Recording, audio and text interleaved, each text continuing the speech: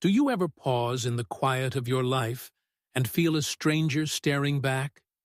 You move through days, fulfilling roles, chasing goals, yet a hollow ache persists, as if your heart belongs to someone else's story.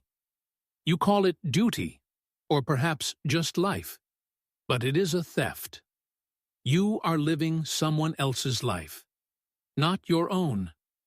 You feel it when you smile to please others, when you silence your dreams to avoid their judgment, when you wake at night wondering why your soul feels borrowed. You think this is your flaw, a sign you're not enough. But I see deeper. I see a true self, buried beneath layers of expectations, masks, and inherited burdens, yearning to break free. The life you lead is not yours. It is a script written by others, a shadow cast by their fears, their unlived dreams. You sense this in the moments when your heart rebels, when you long for something you cannot name.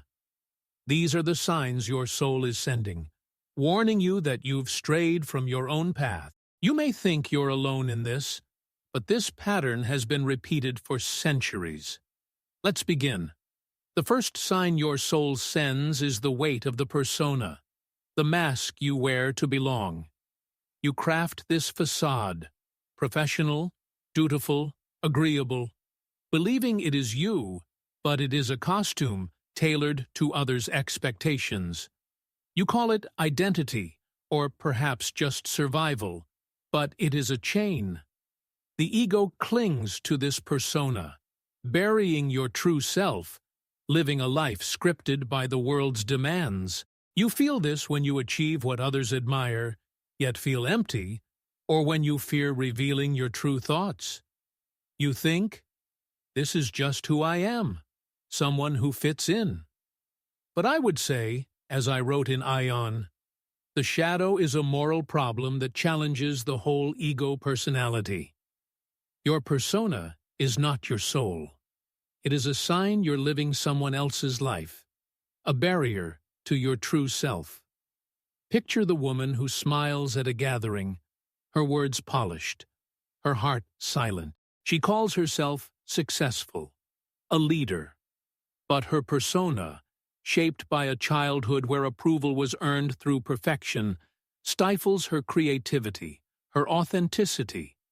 She lives for others' applause, her soul trapped by the collective unconscious archetype of the performer whose mask blinds her to her own desires. Your persona feels heavy because it is not yours. It is your soul's warning, a sign that your true self is yearning to break free. Your body knows this. That tightness in your chest when you play your role, that quiet ache when you long to be seen. This is your somatic intelligence, signaling that your mask is not your truth, but a thief of your life. Why does this weight feel so familiar? Because the world demands your mask, projecting its fear of authenticity, calling you reckless when you falter. But what if their approval is not about you? What if they, too, wear masks, unable to see the self you could become? As I wrote, the privilege of a lifetime is to become who you truly are. Your persona is not your strength. It is a call to live your own life. The ache is deep because it feels like duty, but it is also a doorway. You are not here to perform for others. You are here to claim your soul's path, and that begins with shedding the mask that hides it. The second sign your soul sends is the projection of your shadow, casting your fears and shame onto others, blaming them for your stagnation. You see flaws in those around you, their ambition, their failures, and feel justified in your judgment. But it is a mirage. You call it insight, or perhaps just honesty.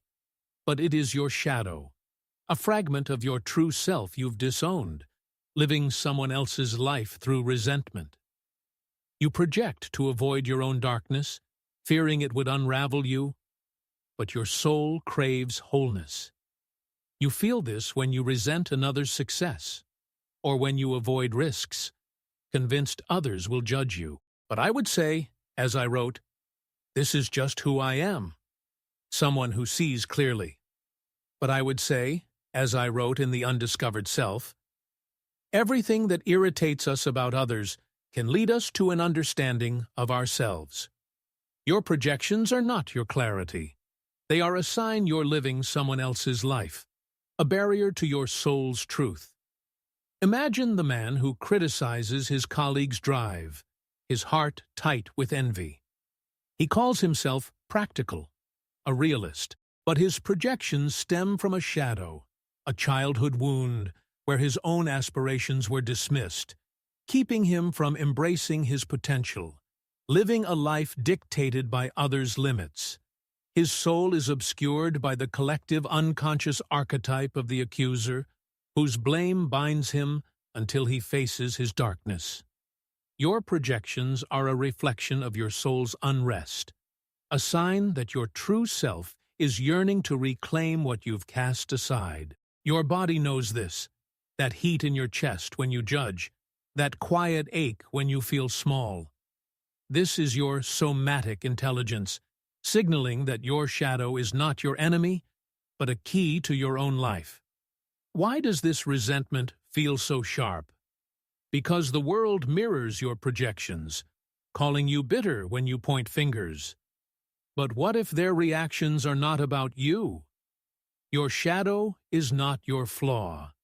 It is a call to live authentically. The sting is raw because it feels like truth, but it is also a doorway. You are not here to live in blame. You are here to claim your soul's path, and that begins with embracing the darkness you've projected. The third sign your soul sends is the weight of repressed wounds, scars from betrayals, silences, or losses you've buried, believing they're gone. They linger in your unconscious, steering you toward choices that echo others' fears, not your own desires. You call it moving on, or perhaps just strength, but it is a shadow, a wound that binds you to a life not your own. The ego represses these pains to maintain control, but your soul longs for healing.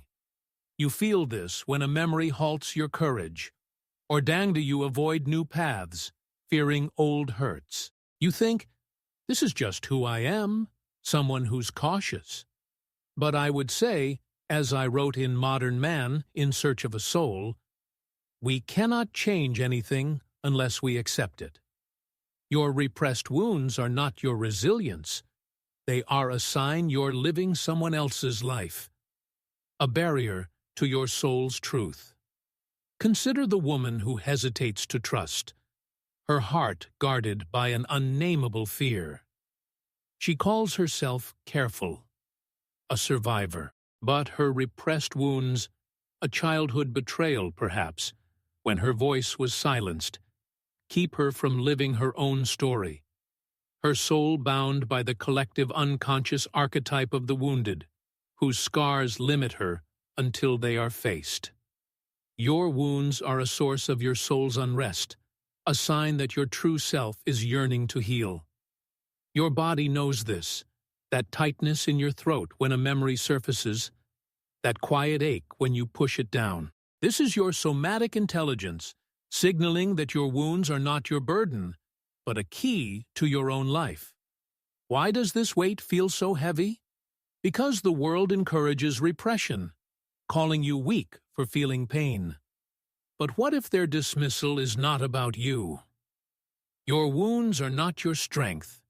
They are a call to live your truth. The pain is deep because it lingers unseen, but it is also a doorway. You are not here to carry others' scars. You are here to claim your soul's path, and that begins with facing the wounds that bind it. The fourth sign your soul sends is the flare of emotional triggers, sudden surges of anger, fear, or shame that erupt at a word, a glance, a silence. You feel caged by these reactions as if they own you, living a life dictated by old wounds rather than your own will. You call it temperament, or perhaps just sensitivity. But it is a signal. The ego amplifies these triggers, tying you to a past that is not yours, while your soul yearns for freedom.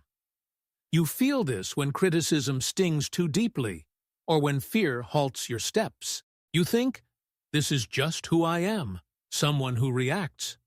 But I would say, as I wrote in The Archetypes and the Collective Unconscious, the shadow is a tight passage, a narrow door, whose painful constriction no one is spared who goes down to the deep well. Your triggers are not your nature. They are a sign you're living someone else's life, a barrier to your soul's truth.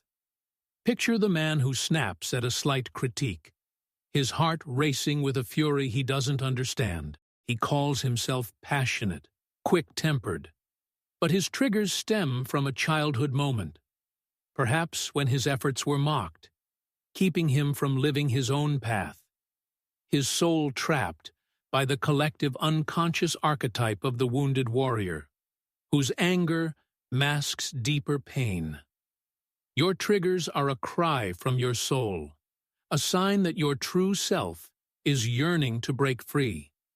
Your body knows this, that heat when a trigger flares, that quiet ache when you regret your reaction. This is your somatic intelligence signaling that your triggers are not your truth, but a barrier to your own life. Why do these flares feel so intense? Because the world amplifies your reactions, calling you volatile when you falter. But what if their judgment is not about you? Your triggers are not your strength. They are a call to live your own story. The pain is sharp because it feels like attack, but it is also a doorway. You are not here to be ruled by old wounds. You are here to claim your soul's path. And that begins with freeing yourself from the triggers that bind it. You're beginning to sense the stranger within, aren't you? That quiet unease, the ache that lingers despite your efforts, the moments when your life feels like a borrowed garment, too tight, too foreign.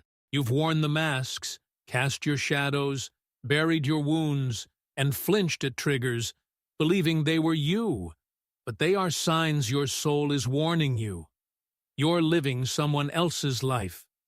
You feel it when you chase goals that leave you hollow, when you silence your truth to keep peace, when you wake wondering whose path you're on. You thought this was your flaw, a sign you're failing, but it is your true self, stirring beneath the weight of others' expectations, yearning to claim its own story.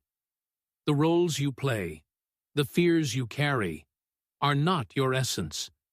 They are echoes of others' unlived lives, pressing you into a script not your own. These signs are your soul's plea, urging you to awaken. As I once wrote, until you make the unconscious conscious, it will direct your life, and you will call it fate. Let's walk deeper, where these signs reveal the path to your soul's truth.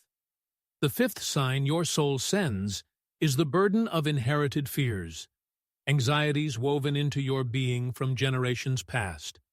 Parents, grandparents, ancestors whose terrors you carry unknowingly. You call it caution, or perhaps just instinct, but it is a shadow, steering you toward a life shaped by their dread, not your own courage. The ego clings to these fears, mistaking them for wisdom, while your soul yearns to break free. You feel this when you hesitate to act, paralyzed by a dread you cannot name, or when you avoid risks others take freely. You think, this is just who I am, someone who plays it safe. But I would say, as I wrote in The Archetypes and the Collective Unconscious, the shadow is a tight passage, a narrow door, whose painful constriction no one is spared who goes down to the deep well. Your inherited fears are not your nature. They are a sign you're living someone else's life, a barrier to your soul's path. Picture the woman who freezes before a new opportunity, her heart pounding with an untraceable fear. She calls herself prudent, a planner.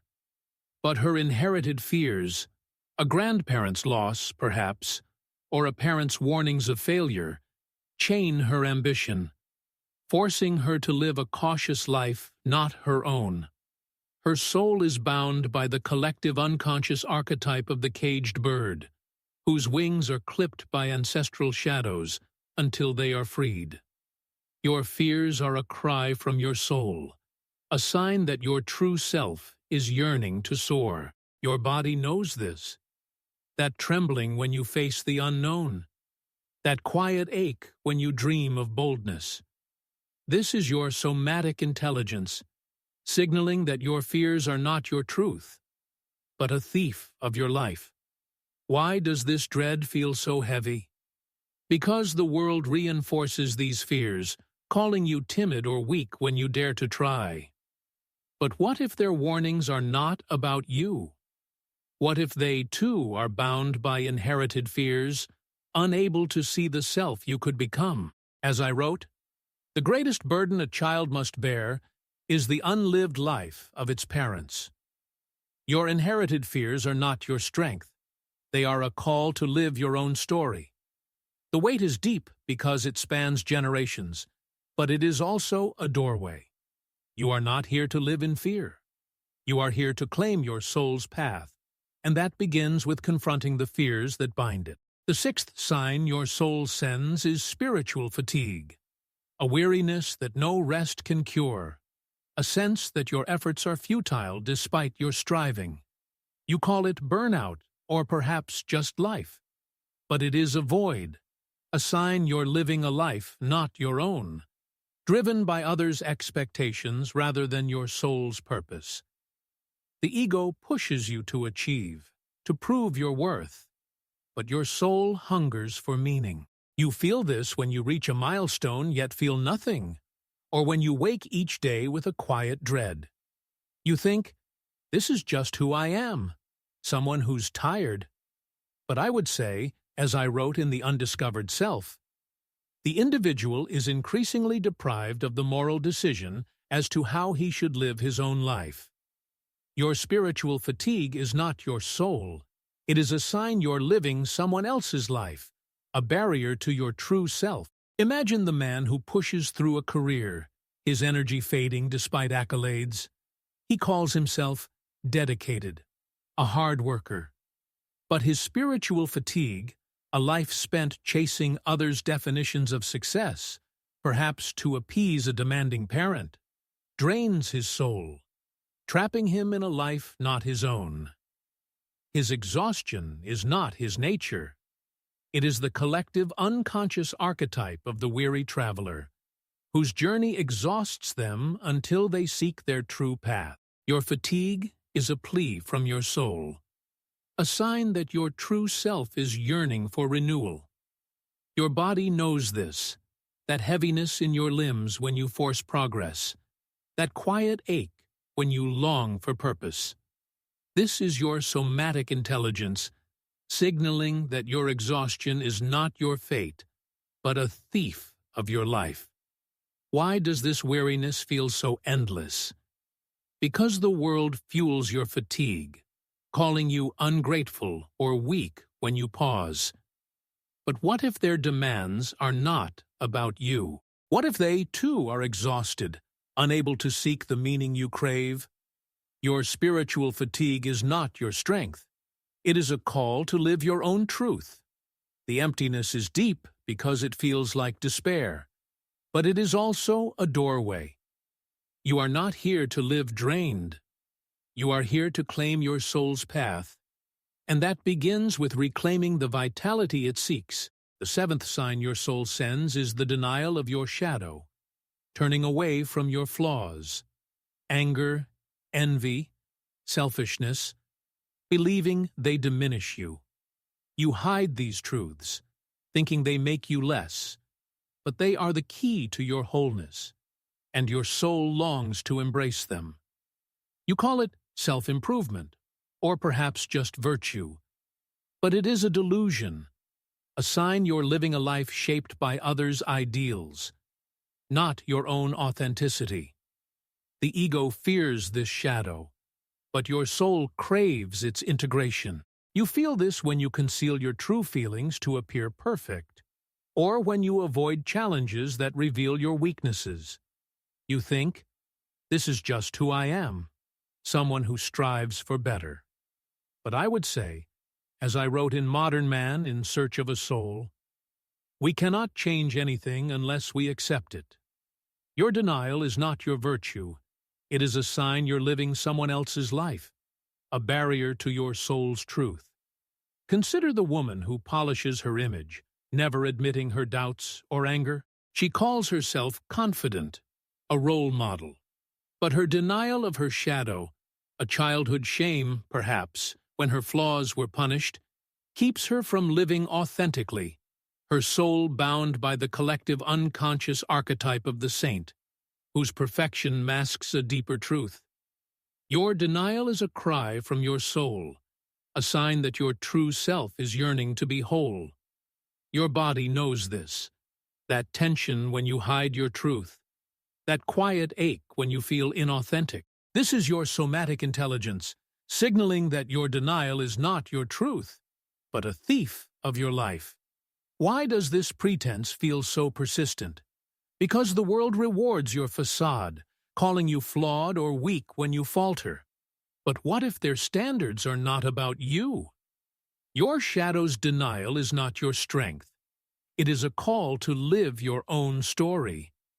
The unease is deep because it feels like safety, but it is also a doorway. You are not here to live as a false ideal. You are here to claim your soul's path. And that begins with embracing the shadow that makes you whole. The eighth sign your soul sends is the fear of failure, a dread that paralyzes your courage, keeping you from risks that could awaken your true self. You cling to safety, believing failure defines you, but it is a shadow, forcing you to live a life shaped by others' doubts, not your own ambition. The ego fears this failure, but your soul yearns to dare. You feel this when you abandon a dream at the first obstacle, or when doubt clouds your vision. You think, this is just who I am, someone who doesn't take chances. But I would say, as I wrote in Man and His Symbols, the unconscious is not just evil by nature, it is also the source of the highest good. Your fear of failure is not your nature. It is a sign you're living someone else's life, a barrier to your soul's path. Picture the man who avoids a new venture, his heart heavy with hesitation. He calls himself practical, grounded. But his fear of failure, a childhood moment perhaps, when his efforts were criticized, keeps him from his true calling, living a life dictated by others' caution. His fear is not his nature. It is the collective unconscious archetype of the hesitant, whose doubt binds them until they act. Your fear is a plea from your soul, a sign that your true self is yearning to shine. Your body knows this, that knot in your stomach when you retreat, that quiet ache when you dream of success. This is your somatic intelligence, signaling that your fear is not your truth, but a thief of your life. Why does this dread feel so heavy? Because the world amplifies your fear, calling you foolish or reckless when you try. But what if their judgments are not about you? Your fear of failure is not your strength. It is a call to live your own story. The hesitation is deep because it feels like protection, but it is also a doorway. You are not here to live in safety. You are here to claim your soul's path, and that begins with embracing the risks that free it. You're feeling the fracture in your soul now, aren't you? That quiet dissonance, the sense that your life is a borrowed thread, woven into someone else's tapestry. You've worn the persona, cast your shadow, buried wounds, flinched at triggers, carried inherited fears, endured spiritual fatigue, denied your darkness, and feared failure, thinking these were your essence. But they are signs your soul is crying out. You're living someone else's life. You feel it when you achieve what others praise, yet remain unfulfilled. When you suppress your truth to avoid conflict. When you wonder whose dreams you're chasing. You believed this was your flaw, a mark of your inadequacy, but it is your true self, stirring beneath the weight of others' scripts, yearning to write its own story. The ambitions you pursue, the doubts you harbor, are not your own. They are echoes of others' expectations, pulling you from your path. These signs are your soul's plea, urging you to awaken to your own life. As I once wrote, there is no coming to consciousness without pain. Let's walk deeper, where these signs unveil the truth of your soul. The ninth sign your soul sends is the craving for external validation, a hunger for praise, approval, or love to affirm your worth. You call it ambition, or perhaps just connection, but it is a chain, binding you to others' judgments, living a life shaped by their gaze rather than your own truth. The ego seeks this validation, fearing your true self is not enough, while your soul longs to stand alone.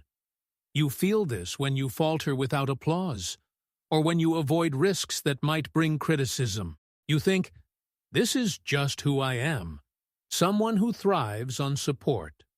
But I would say, as I wrote in The Undiscovered Self, the individual is increasingly deprived of the moral decision as to how he should live his own life. Your craving for validation is not your nature. It is a sign you're living someone else's life, a barrier to your soul's path. Picture the man who works tirelessly for recognition, his heart empty despite praise. He calls himself driven, a team player, but his craving, a childhood wound perhaps, where love was earned through achievement, keeps him from his own path, his soul tethered to others' approval. His need is not his essence. It is the collective unconscious archetype of the seeker, whose quest for external worth blinds them until they find their inner light. Your validation hunger is a cry from your soul, a sign that your true self is yearning to be enough. Your body knows this, that racing pulse when you await praise, that quiet ache when it fades. This is your somatic intelligence, signaling that your craving is not your truth, but a thief of your life. Why does this need feel so consuming? Because the world fuels it, rewarding conformity, calling you selfish when you seek your own truth. But what if their expectations are not about you? What if they too chase validation, unable to see the self you could embody? As I wrote, the privilege of a lifetime is to become who you truly are. Your craving is not your strength. It is a call to live your own story. The ache is deep because it feels like survival, but it is also a doorway. You are not here to live for others' approval. You are here to claim your soul's path, and that begins with embracing the worth within. The 10th sign your soul sends is the grip of false certainty, a rigid belief in how life, others, or you must be, as if doubt would unravel your world. You call it conviction, or perhaps just clarity, but it is a cage, locking you into a life shaped by others' truths, not your own discoveries. The ego clings to this certainty, fearing the unknown, while your soul yearns to explore. You feel this when you dismiss new ideas, or when you resist change, convinced your way is right. You think, this is just who I am, someone who knows their truth. But I would say, as I wrote in Psychology and Alchemy, the soul is a fire that burns invisibly, and its restlessness is a sign of transformation. Your false certainty is not your wisdom. It is a sign you're living someone else's life, a barrier to your soul's path. Imagine the woman who argues her stance, her voice firm, her heart closed. She calls herself principled, a truth seeker. But her certainty, a childhood lesson perhaps, where questioning was punished, keeps her from growth. Her soul confined by a rigid script not her own. Her rigidity is not her essence. It is the collective unconscious archetype of the gatekeeper, whose dogma binds them until they embrace mystery. Your certainty is a cry from your soul, a sign that your true self is yearning to expand. Your body knows this. That tension in your jaw when you defend your view, that quiet ache when you sense there's more. This is your somatic intelligence signaling that your certainty is not your truth, but a thief of your life. Why does this rigidity feel so solid? Because the world rewards it, calling you naive or weak when you doubt. But what if their resistance is not about you? Your false certainty is not your strength. It is a call to live your own story. The resistance is deep because it feels like safety, but it is also a doorway. You are not here to live in dogma. You are here to claim your soul's path, and that begins with embracing the unknown that frees it. The 11th sign your soul sends is dissociation from purpose, a drift through life without a sense of meaning, as if your actions belong to someone else's story. You call it practicality, or perhaps just reality. But it is a void, a sign you're living a life shaped by others' expectations, not your soul's calling. The ego numbs you to this loss, fearing the weight of purpose, while your soul hungers for direction. You feel this when you question your existence, or when achievements leave you empty. You think, this is just who I am, someone who gets by. But I would say, as I wrote in The Archetypes and the Collective Unconscious, the shadow is a tight passage, a narrow door, whose painful constriction no one is spared who goes down to the deep well. Your dissociation is not your nature. It is a sign you're living someone else's life, a barrier to your soul's path. Consider the man who stares into the distance, his heart heavy with an unnameable longing. He calls himself grounded, a realist. But his dissociation, a life spent fulfilling others' demands, perhaps to avoid a parent's disappointment, keeps him from his purpose, his soul adrift in a life not his own. His drift is not his essence. It is the collective unconscious archetype of the wanderer, whose aimlessness persists until they find their path. Your purposelessness is a cry from your soul, a sign that your true self is yearning for meaning. Your body knows this, that hollowness in your chest when you feel lost, that quiet ache when you glimpse purpose. This is your somatic intelligence, signaling that your dissociation is not your truth, but a thief of your life. Why does this drift feel so vast? Because the world encourages it, calling you idealistic or unrealistic when you seek meaning. But what if their cynicism is not about you? Your dissociation is not your strength. It is a call to live your own story. The emptiness is deep because it feels like absence, but it is also a doorway. You are not here to live without purpose. You are here to claim your soul's path, and that begins with seeking the meaning that calls it. The 12th sign your soul sends is resistance to vulnerability, a guarding of your heart to avoid pain. Believing exposure would diminish you.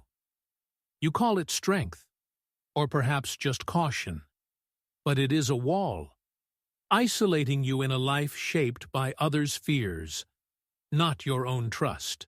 The ego fears vulnerability, while your soul craves the intimacy of being seen. You feel this when you hide your truth to avoid judgment, or when you shy from connections that could transform you.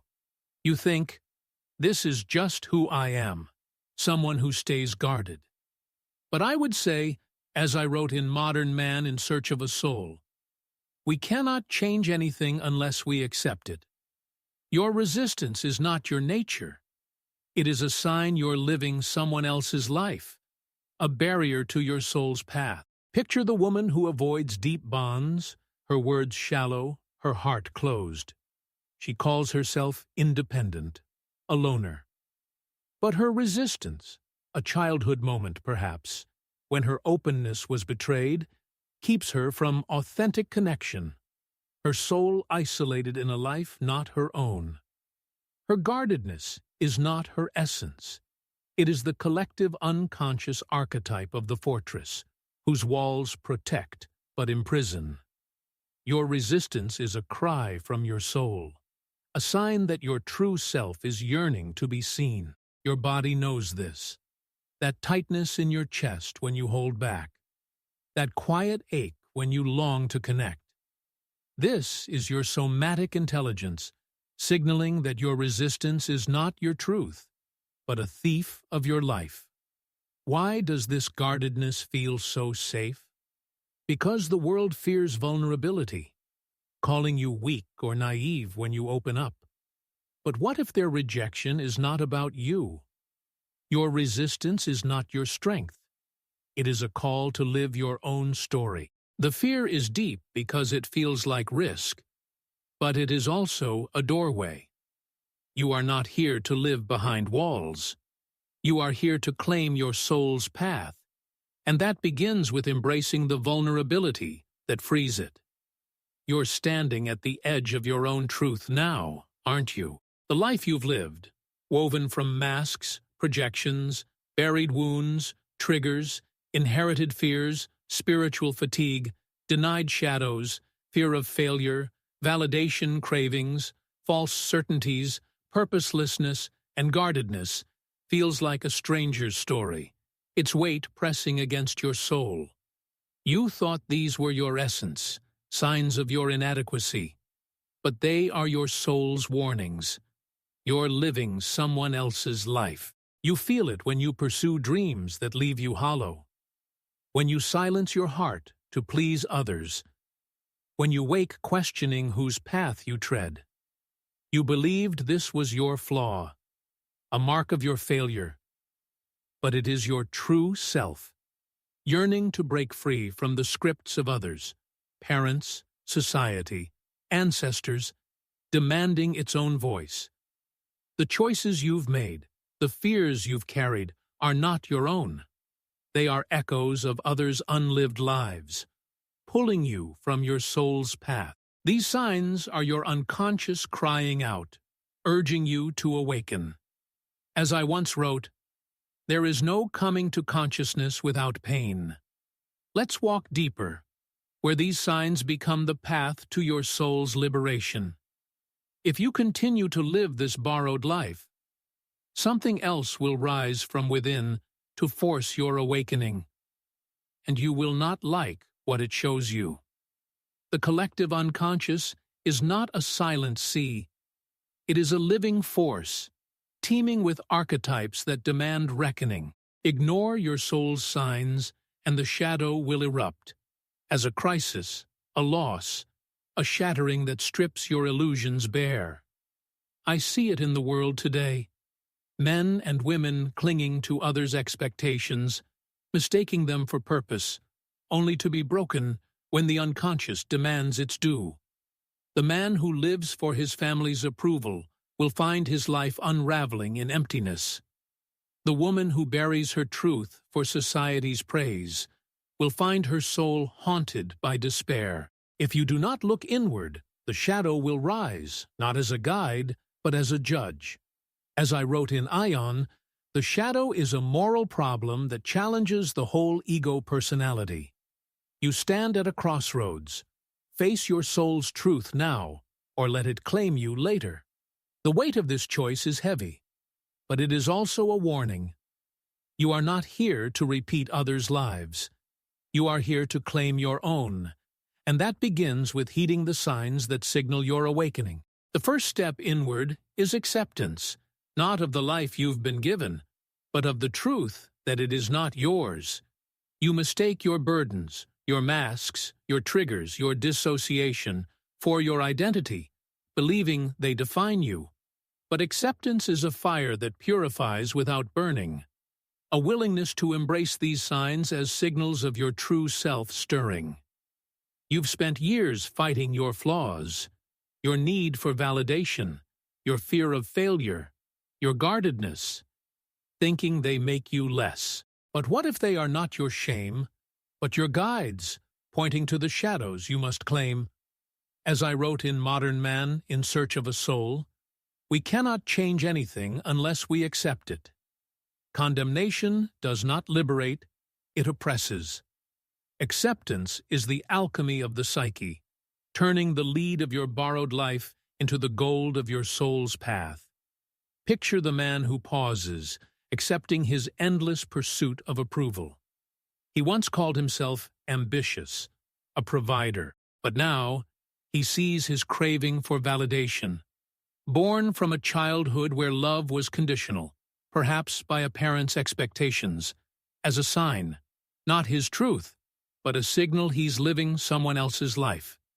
His acceptance, once a terror, becomes a sanctuary, allowing his true self to emerge. The collective unconscious holds this archetype, the alchemist, who transforms limitation into wisdom, but only through acceptance. Your burdens are not you. They are signs your soul is awakening, a story you can reclaim. Your body knows this, that softening in your chest when you accept your flaws, that quiet ache when you resist. This is your somatic intelligence signaling that acceptance is a doorway, not a surrender. The pain of acceptance is tender because it asks you to face your truth, but it is also a light that reveals. You are not here to live in denial. You are here to claim your soul's path, and that begins with embracing the acceptance that honors your true self. The second step inward is integration, the act of your shadow into yourself. You mistake your signs, your projections, your fears, your resistance for your identity, believing they are flaws to erase. But integration is not about banishing these shadows, but about listening to them, understanding their origins, and letting them guide you to your truth. You've spent years casting your shadows onto others, blaming them for your stagnation, fearing their judgment. But what if they are mirrors, reflecting the parts of you you've denied? As I wrote in The Archetypes and the Collective Unconscious, the shadow is a tight passage, a narrow door, whose painful constriction no one is spared who goes down to the deep well. Integration is the passage through this door, a journey where your borrowed life becomes the soil for your soul's growth. Imagine the woman who feels her anger flare at a slight, no longer suppressing it. She once called herself calm, a peacemaker. But now she integrates her shadow, seeing her triggers as wounds from a childhood where her voice was silenced, perhaps by a family's demands, signaling she's living their story. Her integration, once a shame, becomes a bridge, guiding her to wholeness. The collective unconscious holds this archetype, the healer, who mends their own soul to find their path, but only through integration. Your shadows are not you. They are signs your soul is awakening, a story you can weave into your truth. Your body feels this, that warmth in your core when you face your darkness, that quiet ache when you hide. This is your somatic intelligence, signaling that integration is a path, not a punishment. The pain of integration is heavy because it asks you to confront your depths, but it is also a light that reveals. You are not here to banish your shadows. You are here to claim your soul's path, and that begins with weaving your signs into your true self.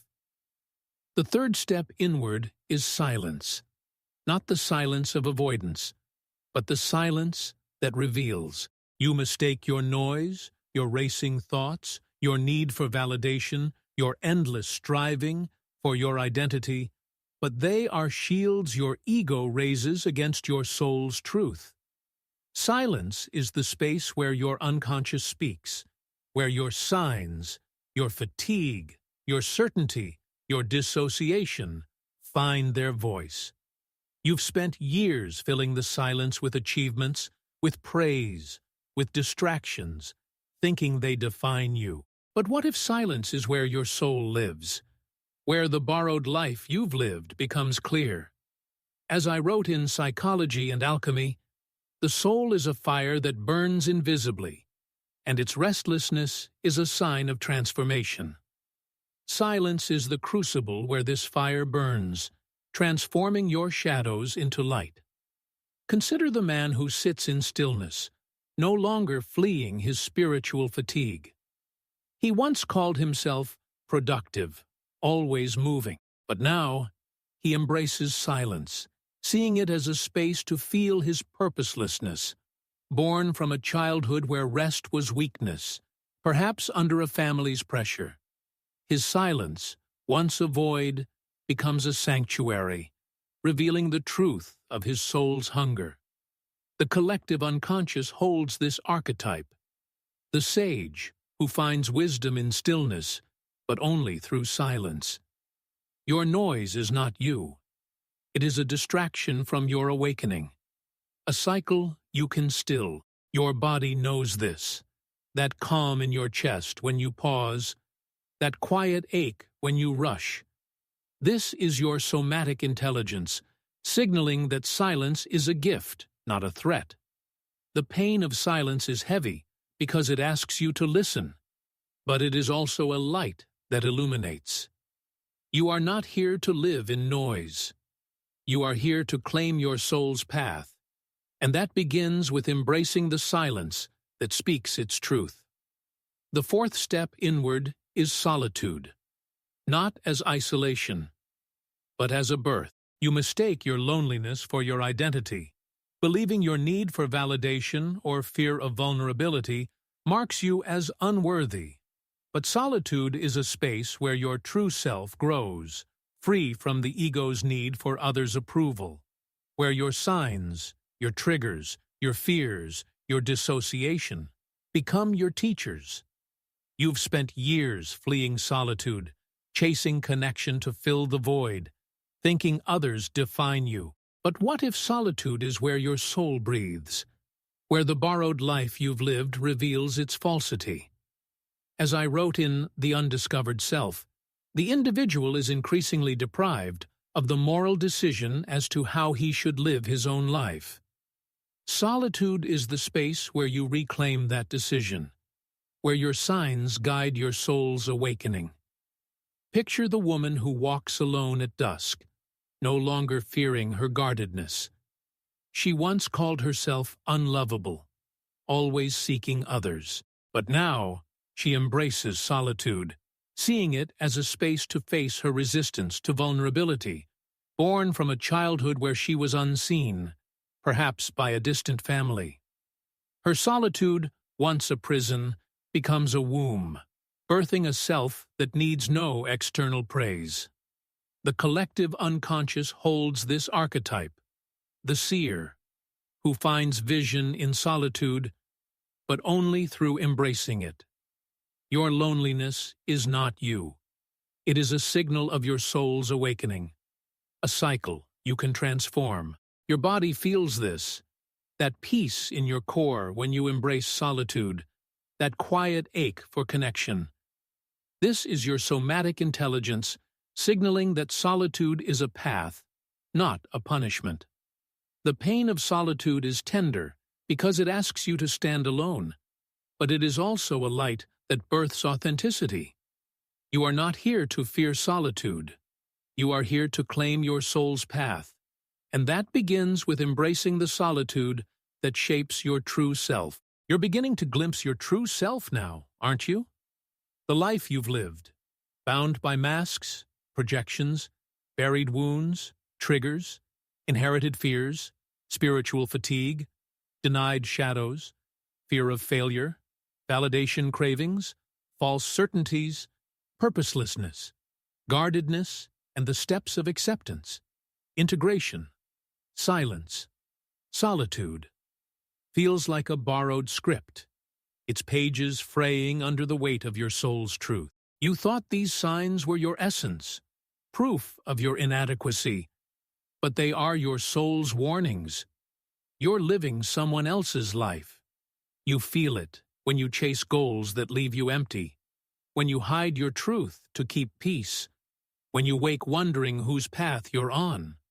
You believed this was your flaw, a mark of your failure, but it is your true self, stirring beneath others' expectations, yearning to claim its own story. The roles you've played, the doubts you've carried, are fading now, their hold loosening as your unconscious demands authenticity.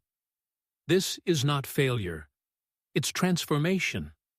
Your soul is awakening, its fire burning away the illusions to reveal your truth. As I once wrote, the privilege of a lifetime is to become who you truly are. Let's walk further, where these signs guide you to the self you are becoming. You've walked through fire, and yet your soul isn't ashes. It's finally visible. The 17th step inward is clarity. Not the clarity of solutions, but the clarity of seeing your true self beyond the ego's distortions. You mistake your signs, your need for validation, your fear, your dissociation, for your identity, believing they define your worth.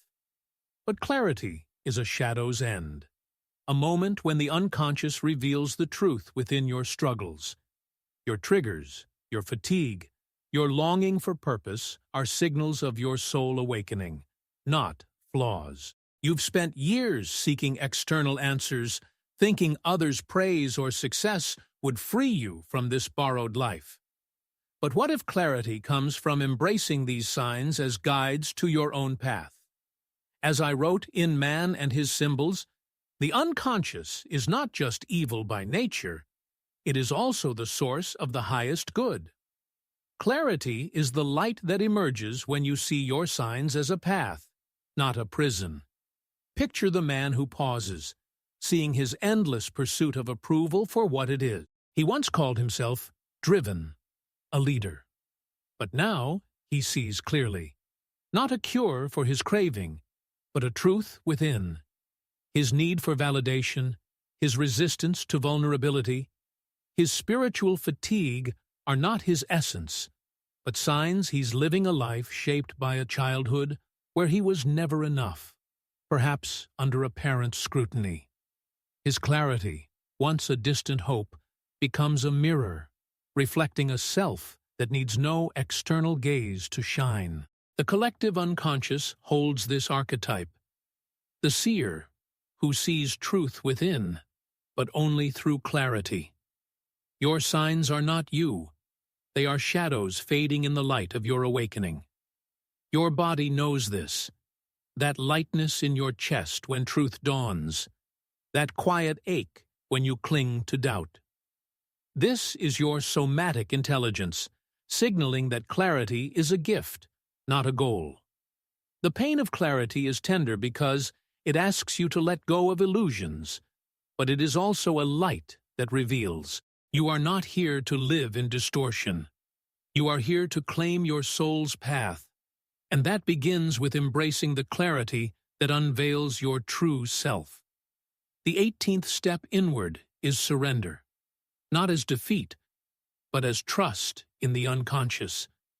You mistake your resistance for your identity, believing your need to control, to fight your signs, your triggers, your fears, your dissociation, defines you. But surrender is a shadow's release, a willingness to let your true self emerge through the burdens you've carried, the borrowed life you've lived. You've spent years battling your signs, thinking victory lies in erasing them. But what if surrender is the true victory, allowing your soul to flow through your silence, your solitude, your longing? As I wrote in Psychology and Alchemy, the soul is a fire that burns invisibly, and its restlessness is a sign of transformation. Surrender is the crucible where this fire transforms you, turning the weight of someone else's life into the gold of your own. Imagine the woman who lets go of her rigid certainties, trusting her intuition to guide her. She once called herself logical, a planner, but now she surrenders, seeing her false certainty, her fear of failure, her guardedness as signs of a life shaped by a childhood where control was safety, perhaps under a family's demands.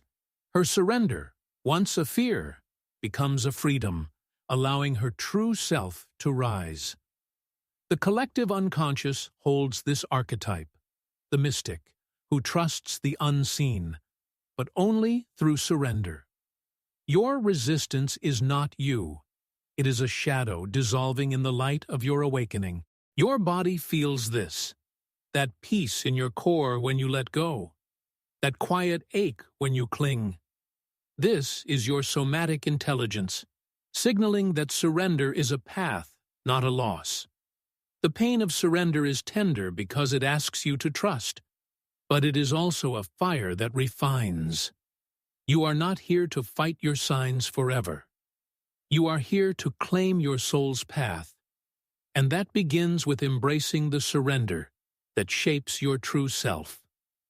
This is not the end. It is the first time you are beginning consciously. The 19th step inward is transformation, not as a sudden rebirth, but as the quiet unfolding of your true self. You mistake your signs, your validation cravings, your dissociation, your resistance for your identity, believing they limit you forever. But transformation is a shadow's integration, a process where your unconscious weaves your burdens, your fears, your triggers, your solitude, into your wholeness. You've spent years running from these signs, thinking they trap you in someone else's life. But what if they are the raw material of your becoming, shaped by acceptance, integration, and surrender? As I wrote in Symbols of Transformation, the greatest tragedy of the individual is that he thinks he is not enough. Transformation is the moment you see you are enough, not despite your signs, but because of the journey they provoke. Consider the man who feels his fear of failure fade, no longer defining him. He once called himself cautious, a realist, but now he sees his signs, his inherited fears, his false certainty, his purposelessness, as signals of his soul awakening, born from a childhood where mistakes were punished, perhaps by a critical family. His transformation, once a dream, becomes a reality. Not a new self, but the true self he always was. The collective unconscious holds this archetype, the hero who rises by embracing their signs, but only through transformation. Your burdens are not you. They are a story transformed by your awakening. Your body knows this. That fire in your core when you embrace your truth. That quiet ache when you resist. This is your somatic intelligence, signaling that transformation is a process, not a destination. The pain of transformation is tender because it asks you to change, but it is also a light that reveals. You are not here to repeat others' lives. You are here to claim your soul's path, and that begins with embracing the transformation that shapes your true self. Dear brothers and sisters, do not rush to heal. Rush to understand. For what you do not understand, you will repeat. The 20th step is not a step, but a departure, a moment where I leave you with your own soul. You've mistaken your signs, your masks, wounds, fears, triggers, fatigue, shadows, validation, certainty, dissociation, vulnerability, limitations for your identity. But these are signals of your true self awakening, cries from the unconscious guiding you to wholeness. The unconscious is not your enemy. It is your fire, your truth. As I wrote in The Undiscovered Self, the individual is increasingly deprived of the moral decision as to how he should live his own life. You are here to reclaim that decision, to live as your whole, authentic self. Picture yourself now, standing at the edge of your life, no longer bound by someone else's script. You once called yourself lacking, but now you see your signs as a map. Each ache a signal of your soul awakening. Your journey is not over. It is just beginning, consciously, with a soul that knows its worth. The collective unconscious holds this archetype, the self, the center of your psyche, radiant with the integration of all you are. Your burdens are not you. They are a story you've transcended, a cycle you've broken. Your body feels this, that warmth in your chest when you choose your truth, that quiet strength when you stand firm. This is your somatic intelligence signaling that you are whole, not because you are flawless, but because you are true. The pain of this journey was heavy, but it was also a birth. You are not here to live someone else's life. You are here to shine as your true self, and that begins with understanding the signs that called your soul. Go now, and live it.